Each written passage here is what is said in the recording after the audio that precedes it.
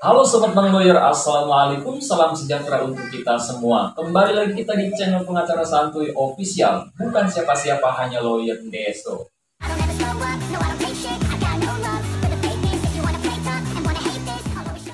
Ya, di video kali ini kita akan ikut bersuara, ikut berkomentar, dan menyemarakan suasana menjelang pemilihan presiden dan wakil presiden 2024. Hari ini tanggal 10 Februari 2024. Artinya tinggal 3 hari lagi kita akan melakukan pencoblosan calon presiden dan calon wakil presiden 2024. Nah, pemilihan umum ini merupakan daripada bagian hukum konstitusi juga, selain juga politik. Nah, oleh karena itu tidak ada salahnya di channel ini juga kita membahas suasana pemilihan umum. Nah, teman-teman, yang akan kita bahas pada kesempatan video kali ini sambil ngopi tentunya, teman-teman silahkan nanti berkomentar. Silahkan salurkan aspirasinya, aspirasi kayak kampanye aja. Jadi teman-teman silahkan komentari ya. Nah, yang akan kita bahas ini adalah hasil beberapa lembaga survei yang hasil surveinya itu menunjukkan elektabilitas paslon nomor 2 Prabowo Gibran itu unggul dibanding dengan paslon nomor 1 Anies Mohaimin dan juga paslon nomor 3 Ganjar Pranowo. Banyak atau mungkin bisa dibilang sebagian besar lembaga-lembaga survei itu hasil survei terbarunya menunjukkan paslon nomor 2 ini sudah melebihi angka magic number, yaitu 50% plus sekian. Nah, kita akan melihat, dan juga tentunya teman-teman yang nggak percaya boleh berkomentar. Apa iya lembaga survei tersebut hasil surveinya itu misalkan akurat, tepat, atau mungkin ini hanya bagian daripada politik gitu kan, misalkan untuk menggiring opini masyarakat awam ataupun masyarakat yang tidak melek politik. Nah, itu tentunya kalau ada yang berpendapat seperti itu sah-sah saja, boleh-boleh saja. Namanya juga demokrasi, bukan demokrasi. Baik, langsung saja kita bahas teman-teman. Tapi sebelum dibahas, yang belum ngopi, kita ngopi dulu.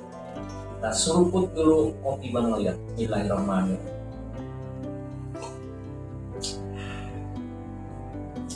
Baik, langsung kita review beberapa hasil survei terkait dengan elektabilitas capres dan cawapres. Nah, di sini saya mengambil beberapa pemberitaan dari media-media sosial dan hasil survei dari beberapa lembaga survei yang hasil surveinya itu paslon nomor 2 itu unggul jauh banget dibandingkan paslon nomor lain. Baik, yang pertama ini beritanya dari akun Tribun News. Nah, ini survei dari Poltreking teman-teman. Survei Poltreking ini 2 hari yang lalu nih ya. Elektabilitas Prabowo di Jawa Timur 60,1%. Kemudian susul nomor urut 2 17,2% untuk Ganjar Mahfud, sedangkan Anies Mohaimin mendapatkan 14,9%. Ini untuk wilayah Jawa Timur nih ya. Oleh karena itu, kalau ada teman-teman yang di Jawa Timur, subscriber di Jawa Timur, boleh berkomentar.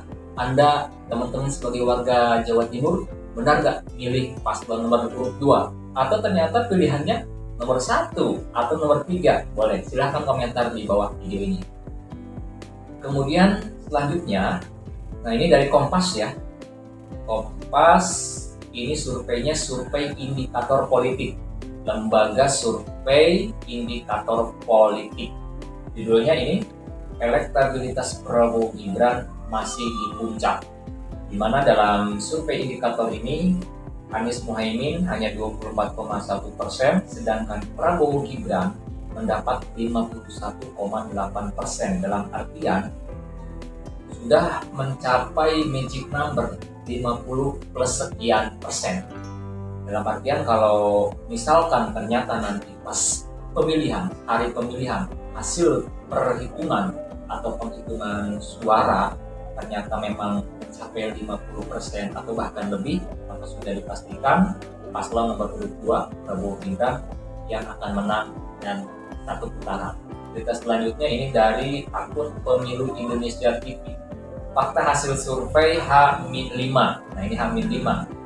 Pilpres 2024 resmi satu putaran. Jadi mereka meyakini bahwa Pilpres tahun 2024 ini akan berlangsung hanya satu putaran.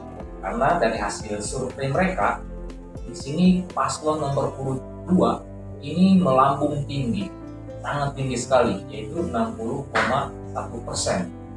Kemudian untuk Anies Mohaimin 14,9% dan Ganjar Mahfud 17,2%.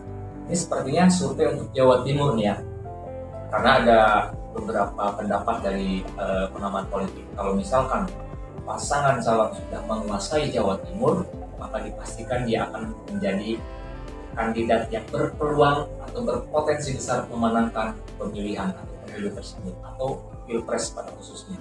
Kemudian selanjutnya dari TT1, akun TT1 News, ini 8 hari yang lalu, survei elektabilitas Prabowo Gibran. Ini surveinya dari LSI Deni JA.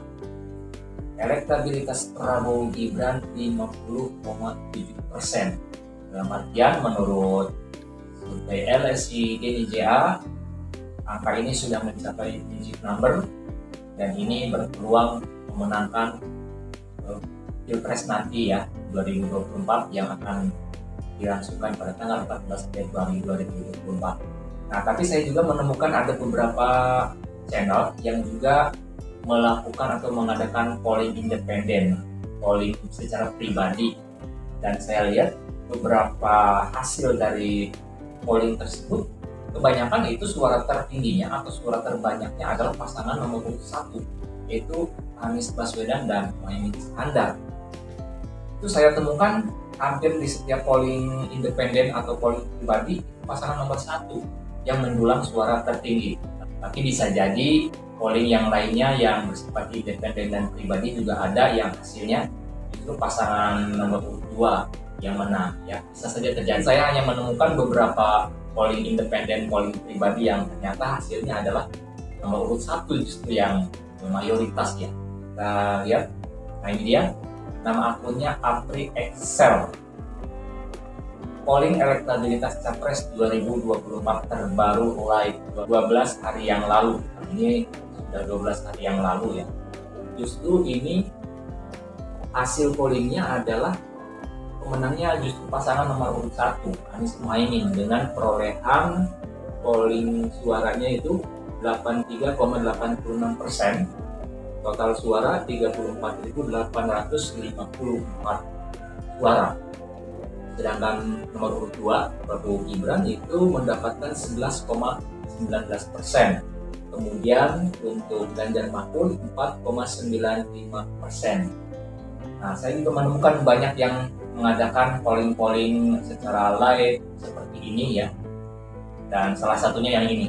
Bagi yang punya pendapat apakah lembaga survei ini bisa memastikan hasil perolehan pemilu nanti tidak jauh beda dengan hasil surveinya, boleh berpendapat. Boleh banget kita sharing-sharing di sini. Tapi tentunya di dalam pemilu sudah pasti akan ada perbedaan. Kita pasti berbeda pilihan, kita pasti berbeda pendapat. Itu adalah hal yang lumrah, hal yang biasa, yang wajar. Yang terpenting tetap menjaga nilai-nilai persatuan dan kesatuan. Dan kita lihat nanti tanggal 14 Februari 2024 siapakah presiden baru kita. Sampai jumpa di video-video dan vlog saya selanjutnya. Assalamualaikum warahmatullahi wabarakatuh.